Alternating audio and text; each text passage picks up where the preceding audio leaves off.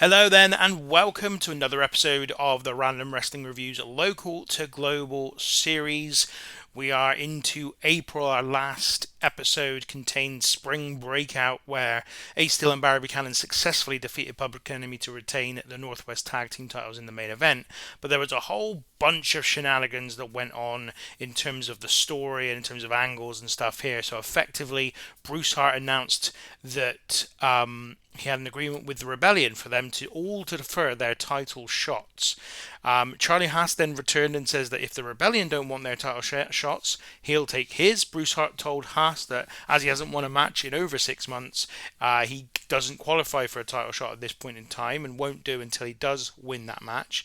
And then books him a chance to get that victory against Teddy Hart later in the show. Then in that match, Teddy Hart took the victory with the help of Bruce Hart's kind of brother-in-law, Jim The Anvil Neidhart, and then Teddy Hart told Bruce that he's not deferring his title shot and he will see Chris Harris in 2 weeks' time. This is because Bruce had kind of assumed that Teddy Hart would defer his title shot. So what all that means, the upshot of all that messiness, is this rankings table at the moment. Just a reminder for those of you who may not have watched this series before or aren't aware of how this works. Effectively, the champion is at the top of the table, and then everybody else is ranked by the number of points they get. You earn points by winning a match, any kind of match, whether that be a singles match, tag team match, six-man tag match, anything basically. You get a point for those wins. The person with the most points gets the next title shot, and then when they have their title shot, either they win and become champion and replace the champion at the top of the table, or they lose and they go back to 0 points and back to the bottom of the table. Now, the quirk of what happened with the agreement between Bruce Hart and the Rebellion from last time is that we have these asterisks next to Ace Steel, Barry Buchanan, Chemo, and Billy Kidman, the 4 members of the Rebellion, who've all agreed to defer their title matches, which means that neither of Ace Steel or Barry Buchanan will get their title shot. That's why Charlie Haas came out last time and said, I'll take mine. And then he was put in a match with Teddy Hart, which Teddy Hart won with the help of Jim The Anvil Neidhart, and he now is effectively, by default, the new number 1 contender. We'll see what happens with the rest of this as we go. You can see now Chemo's got 7 points, so he's getting close to the top as well as another one of those Rebellion members. CM Punk on 6, Eric Young on 5, Buddy Wayne on 5, Billy Kidman has 4, but he's one of the Rebellion too. Then we've got Mark Henry, Dave Batista, Sean Stasiak all on 3, Jim Neidhart, Rocco Rock and Johnny Grunge on 2 apiece, Phantasma on 1, TJ Wilson on 1, Rex King on 0, and CW Anderson on 0.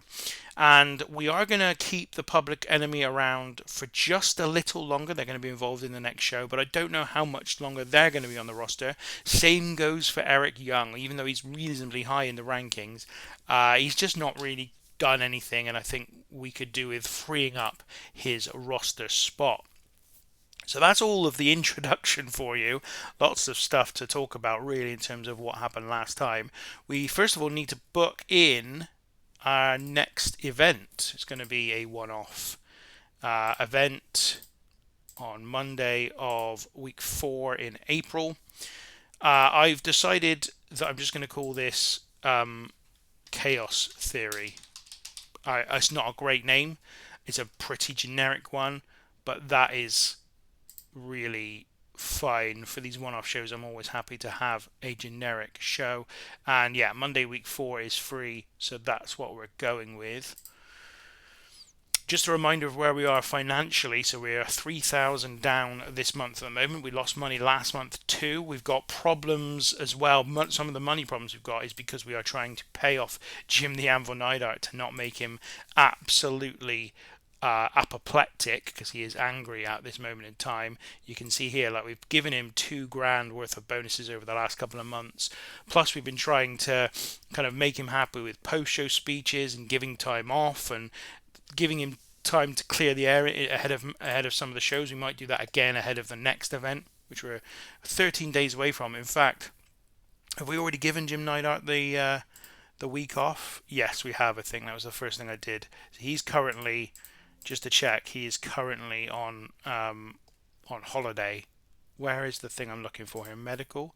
Jim Neidhart on vacation, 7 days. Fine. So let's see what happens. We're going to forge on towards Chaos Theory that's taking place in 13 days. And as I say, hoping desperately that we don't lose Jim the Anvil Neidhart, because he does factor certainly into my short-term plans. And as you all know, if you've been following this series, I do tend to stick with just short-term plans. I kind of have long-term visions but short-term plans. I've got kind of lots of thoughts and ideas about the path that some of the wrestlers are going on, and that kind of almost ends up by default pushing other wrestlers into certain roles as well. But I only plan in any kind of detail about a show ahead, so I have an idea of what I obviously know what's going to take place at this Chaos Theory show, but I also know what's going to happen at the first show in May. And then the second show of May is the Lottery Brawl, so that will also be an event that in the main books itself, although I've no idea who's going to win that at this point in time. I've been flirting with a number of different ideas about that one, but we'll see what happens when we get to it, because a big part of who wins that match will be where the rankings sit, because the winner of that match obviously gets 5 rankings points. Now, before we get to our destination here, there's just time for me to say, if you like this episode, please give me a like. It has been superbly gratifying to see some of the comments as well as I'm recording this, which is about 2 months ahead of when this will come out. But we're getting loads of comments and loads of things about the series. I know of a number of people now who have been going back through everything and watching the whole series from the start, and that is becoming a bigger and bigger task, right? Because this is episode 76, I think, today. So I'm so appreciative of that. I love getting those comments. Obviously, it's always really gratifying to get the likes for the videos and to see people subscribing. What's this then? What have we got here? Oh no, Jim Neidhart has walked out. That's what we were afraid of. Jim the Anvil Neidhart has walked out of the company. He didn't even give notice. Usually they give notice, and that might just change everything. Punk has requested a pay rise. I'll give him some more money because he definitely deserves it. But that is really, really annoying as well. And he's done it like 2 nights before, like 2 days before Chaos Theory. We have lost Jim the Anvil Neidhart. As I said, we got quite a lot of plans for Neidhart in this in our very near future. I was trying to keep hold of him, and of course that also means that I wasted that $2,000 because we were trying to keep him happy and trying to keep him reasonably happy within the confines of doing that, but it didn't happen in the end, and he just walked out. He's obviously walked out on his own brother-in-law, which isn't the best, and kind of cut the legs from underneath our story here with the Hart Incorporated group. So I'm just scrambling right now, looking at my notes to see who we've got available to fill his role in the next show, which actually isn't a huge role. We weren't going to give him a massive role in this next show, actually. I was just going to give him a win. I was going to give him a regulation win against somebody to sort of just to, again, mollify him a little bit more, give him some booking that he was actually happy with, but he's left before I could do that. And now we're kind of in this spot where I don't have him anymore. So I've got to choose between 2 people who to replace him with. I think I know what I'm going to do, so we're okay. But that also annoys me in the sense that I had a feud going with him and Batista that was due to continue for a while yet. In the meantime, I'm going to have to look at who longer term. I'll get away. We're going to have to look at longer term who I'm going to replace him with in as the henchman almost of Bruce Hart, because that's kind of the role he played. I'll do that after the show. I don't need to do that right now, but that is gutting. I've got to be honest. I'm really, really disappointed with that. It's been a while since we've had somebody leave and us have to kind of scramble for plans, but this one feels especially hard because obviously it's 2 days before the show. Can't sign anybody else in time for the show, and I had quite a lot of plans, or some ideas anyway for what Jim Neidhart would be doing. I mean, at the very least, we will save some money because Jim the Anvil was being paid more than anybody else. But there is that thing where I'm like, look at the top 100s, the 100 matches here. I mean, Jim Neidhart was involved in the top 5 matches, plus the 7th best match, plus the 8th best match, plus the, I don't know, 12th best match. I mean, since he's been in, his popularity has really helped us gain some big ratings. But anyway, we move on. We've got to sort ourselves out now, and we're going to start with the match that was actually immediately where he's been replaced. So basically, I was going to have Neidhart run through Eric Young with some ease. Instead, I'm going to have these two wrestle each other in a match, which is basically just going to almost be a friendly match in some ways. But I'm going to give TJ Wilson the victory. He's obviously available because tag team partner Teddy Hart is. We're going to do all out match as well because his tag team partner is in the main event, of course, of this show, which is Chris Harris versus Teddy Hart for the title. And actually, I was going to do this as well. I was going to add the team because I hadn't add them previously. I'm going to call them the Calgary Connection, and that is Teddy Hart and TJ Wilson.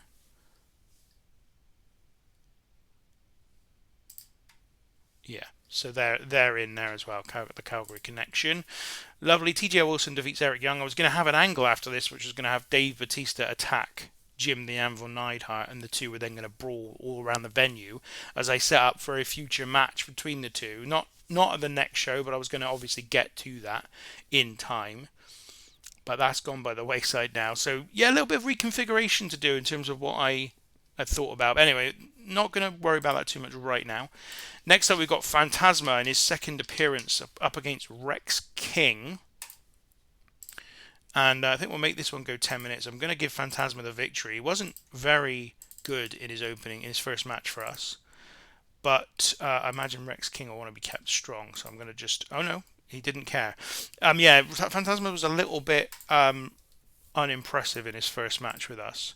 What we're going to have during this match, though, is walking to ringside during the match will be Bruce Hart, who kind of is looking at Phantasma curiously and not entirely sure of what that's about.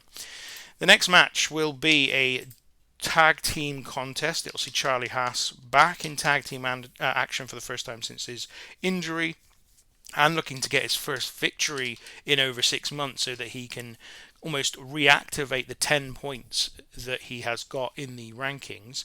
And they're taking on Sean Stasiak and Mark Henry, who've been a team for some time now. But this one is going to go to a 15-minute time limit draw. So no winner is going to be crowned. And of course that means Charlie Haas still hasn't got a victory. I mean, he's up against a tough team here in these two. We're going to make this a storytelling match. I think they've probably faced each other before, these two teams. They haven't. That's interesting. I hadn't realised they... Oh, yeah, they have. Mark Henry and Sean Stasiak activated Red Alert to win the Super Summer Tag Team Extravaganza final. So that's where they've previously met, is in the final of the Super Summer Tag Team Extravaganza. I'm going to book that segment. I think this story, I'm going to add... Yeah, we're going to add CW, and we'll add Charlie Haas as well. So those, it's almost, the main reason for the story is the Sean Stasiak and Mark Henry uncertainty in terms of their relationship at the moment.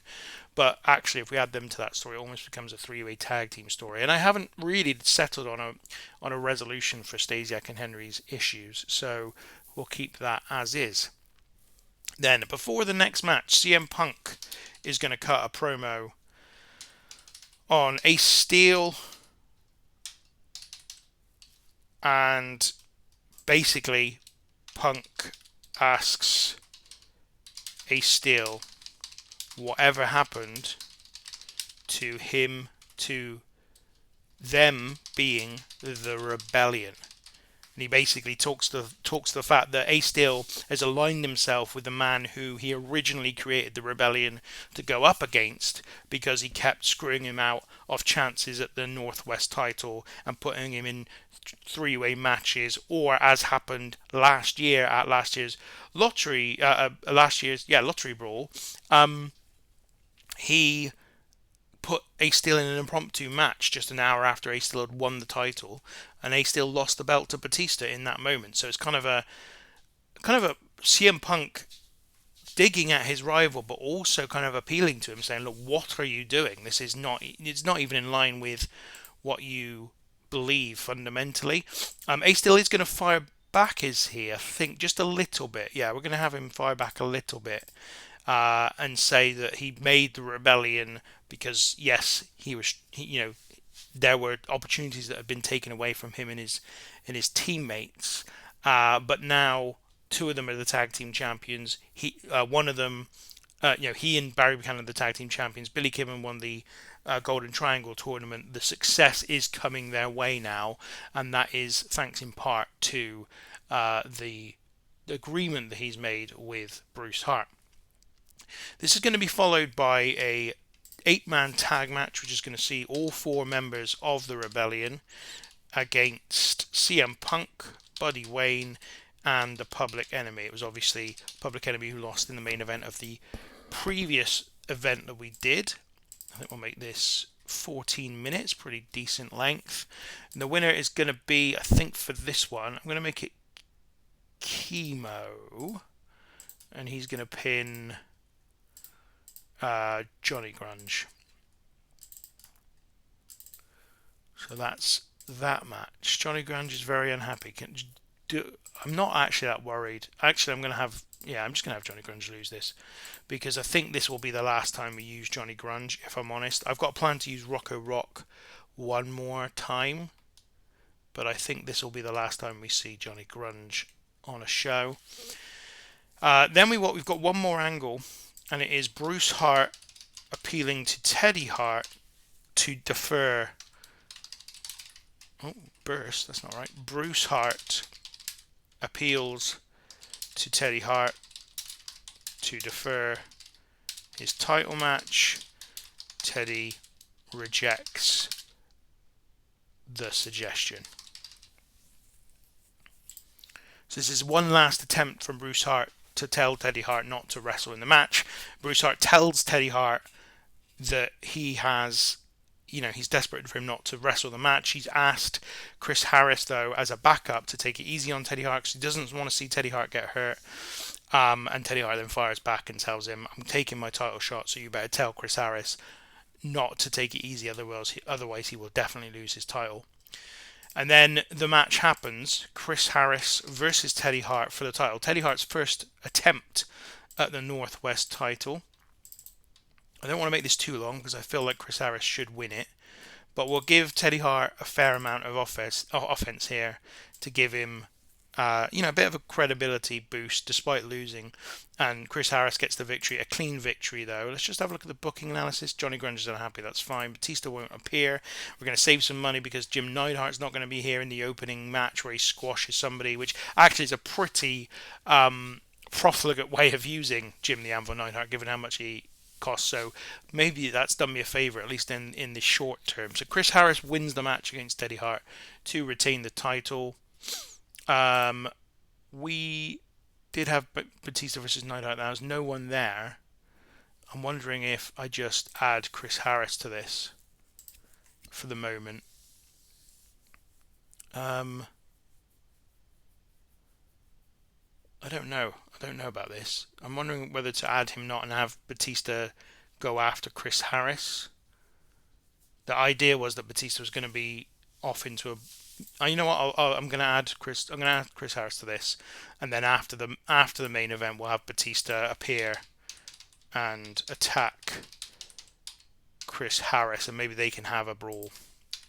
After match, Batista attacks Harris, and the pair brawl. Brawl around the venue. That kind of ends the match on a bit of a high, bit of excitement with the babyface coming out to take on Chris Harris, and yeah, I think that works. I think we can move forward from there. I mean, Batista's been kind of in a feud with Chris Harris as well, hasn't he? Because I mean, look, if you look at the Golden Triangle tournament on day one, it was Neidhart and Harris who double teamed Dave Batista to get the victory.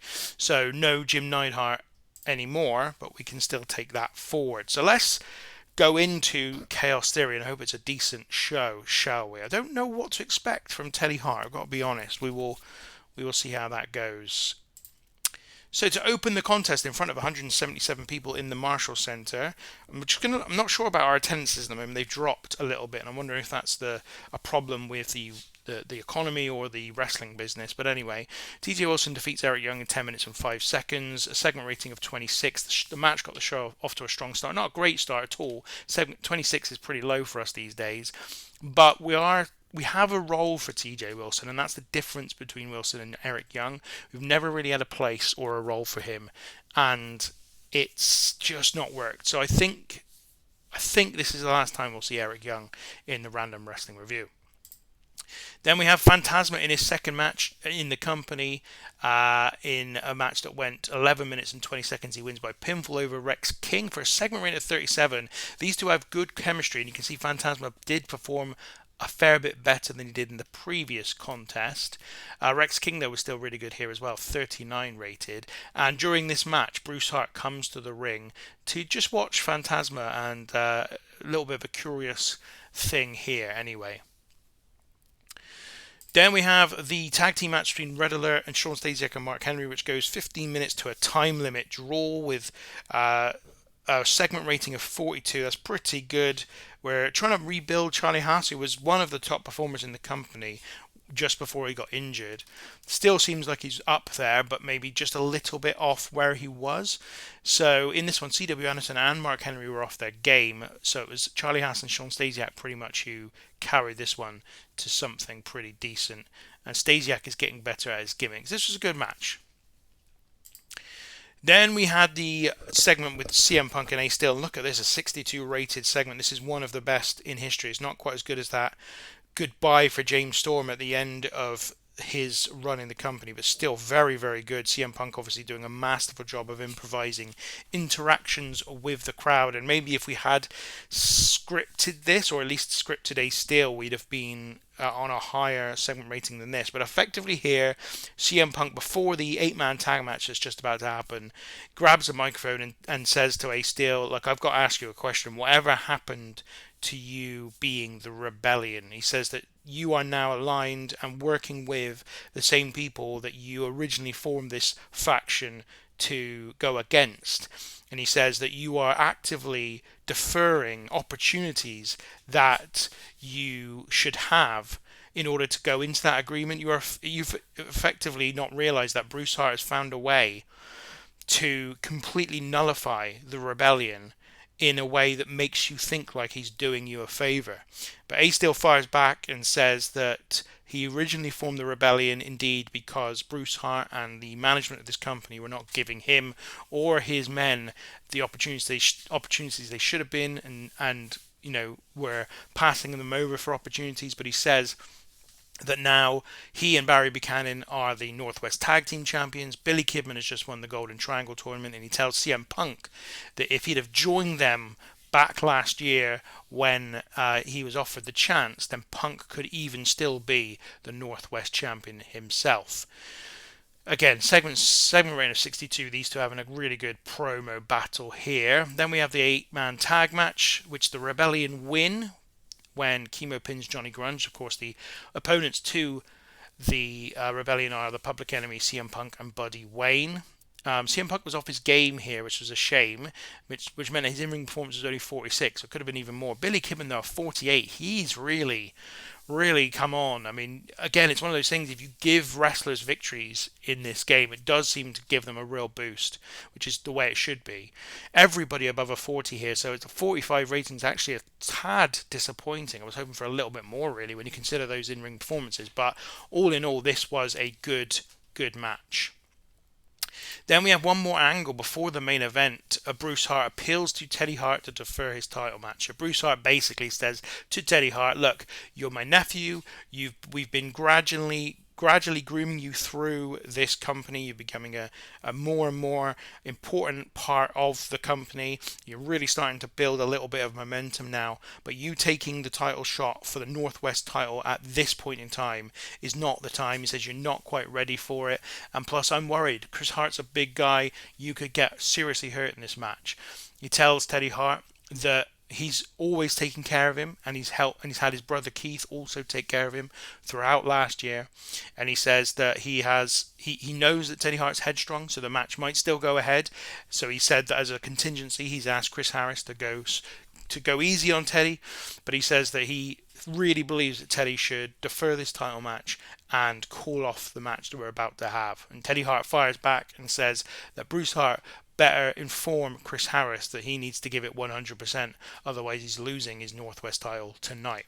Segment rating here of 32. Teddy Hart was terrible with no script to follow. His dialogue was a mess, and that's something for us to consider, as we probably need to script him going forward. But this was all right. And then the main event itself, a 54 rated match, and I was not expecting it to be that good. Excellent stuff between these two. They have great chemistry, which showed in their performance. Teddy Hart did a 48, Chris Harris a 49 for a segment rating of 54. Chris Harris's third defense of the Northwest title here when he wins by pinfall in 12 minutes and 18 seconds. But what a match. What a main event. Very, very, very pleased with that. I did not expect it to be this good, but that is a really cool finish to the show. But it's not even the finish to the show, because after the match, Dave Bautista runs in and attacks Chris Harris. The pair then brawl all around the venue as security and referees trying to get some form of order, and eventually they do get that, and the crowd can leave the event for the end of the show. Very, very pleased with that. An overall rating of 51. I think that's going to be in the top 5 events we've ever done.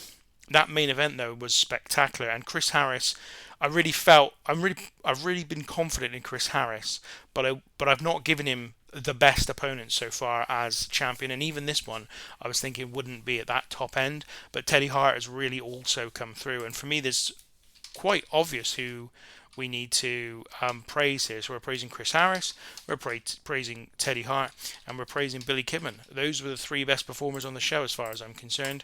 Although CM Punk's promo work was excellent with Ace Steel, I should have probably acknowledged that, because he deserves some credit for that. So that is the event. I'm wondering where that sits in the top 100 events of all time. It is the second best event of all time.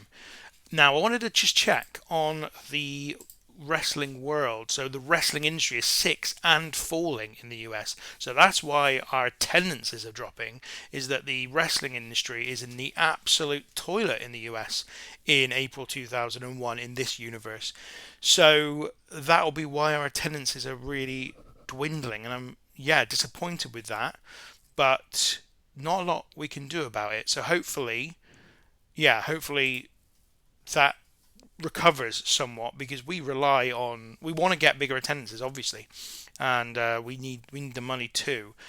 In terms of, I'm going to look at the top 100 matches. So we had in the end, where does the main event rank? 6th best match of all time Teddy Hart's just had.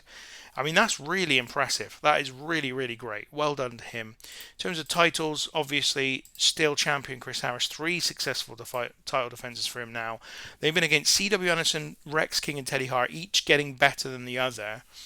And I think, Chris Harris has not yet had any major tests as champion, but I would think that they are coming around the corner pretty shortly. So that is today's episode. I'm going to cut this one a little short, because the last 2 have actually gone over by quite a bit, so I don't think I'm shortchanging you here. When we come back, of course, we've got the next show, of which the main event I'm not actually certain of now, given everything that's happened with Jim The Anvil Neidhart. Not that he was going to be in the main event in my original plans, but I'm just wondering whether or not I need to shuffle things around, given everything that's happened. But certainly I think it's going to be an interesting one. Then after that, it will be the lottery ball, of course, and the save will continue on and continues to continue on and on and on, like this closing bit of speech. So I'm going to wrap up and say thank you for watching, and I'll catch you next time.